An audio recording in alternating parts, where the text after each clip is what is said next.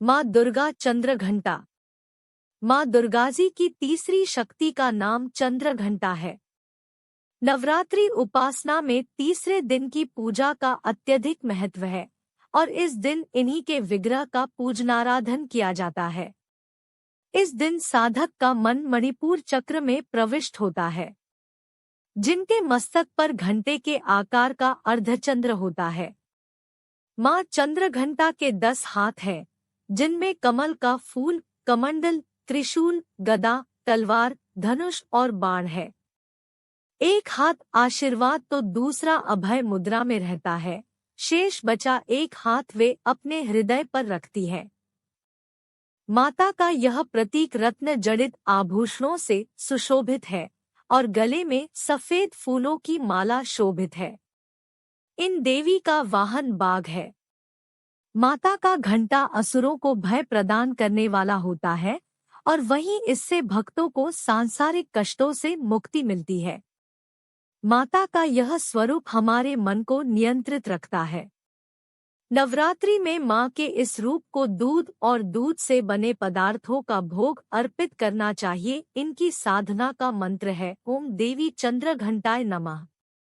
इस देवी की कृपा से साधक को अलौकिक वस्तुओं के दर्शन होते हैं, दिव्य सुगंधियों का अनुभव होता है और कई तरह की ध्वनियां सुनाई देने लगती हैं। देवी का यह स्वरूप परम शांतिदायक और कल्याणकारी माना गया है।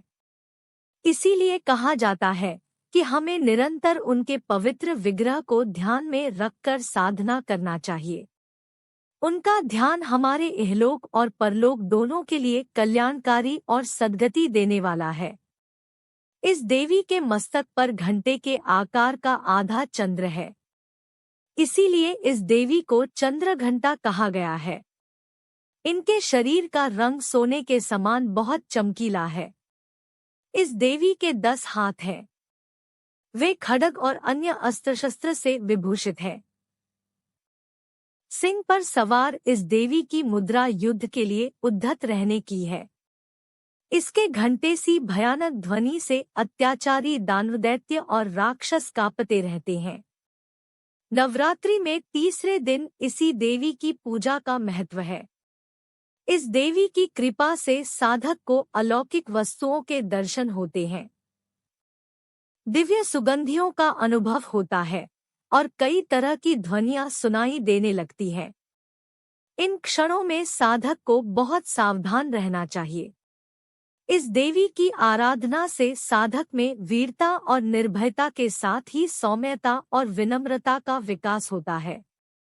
इसलिए हमें चाहिए कि मन, वचन और कर्म के साथ ही काया को विहित विधि विधान के अनुसार परिशुद्ध पवित्र करके चंद्र घंटा के शरणागत होकर उनकी उपासना आराधना करना चाहिए।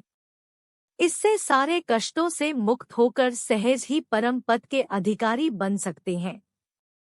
यह देवी कल्याणकारी है। मंत्र पिंडिस प्रवरारूढ़ा चंडकोपास्त्र के र्युता प्रसादन तनुते मह्यं चंद्र घंटेति विश्रुता।